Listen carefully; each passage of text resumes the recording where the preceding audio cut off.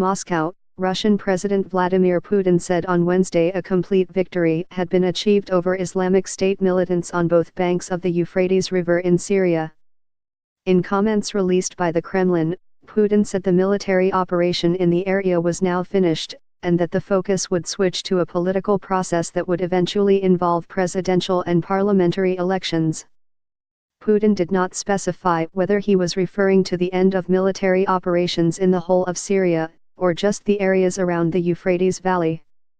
Russia's military intervention in Syria's civil war in 2015 has turned the tide of the conflict in favor of Moscow's ally, Syrian President Bashar al-Assad, and against rebel groups fighting to oust him.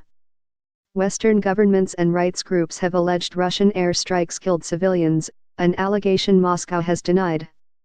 2 hours ago, the Russian defense minister reported to me that the operations on the eastern and western banks of the Euphrates have been completed with the total rout of the terrorists, Putin said.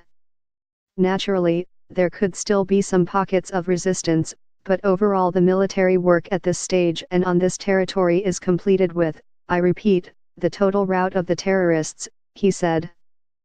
We need to move, undoubtedly, on to the next stage, the start of a political process. Putin also said it was important to establish the Congress of Syrian Peoples, a proposed peace conference that Russia has offered to host, which would lead to the preparation of a new constitution and then presidential and parliamentary elections. But it is a big and prolonged task, he said. Reporting by Jack Stubbs, writing by Christian Lowe, editing by Andrew Osborne/Mark Heinrich.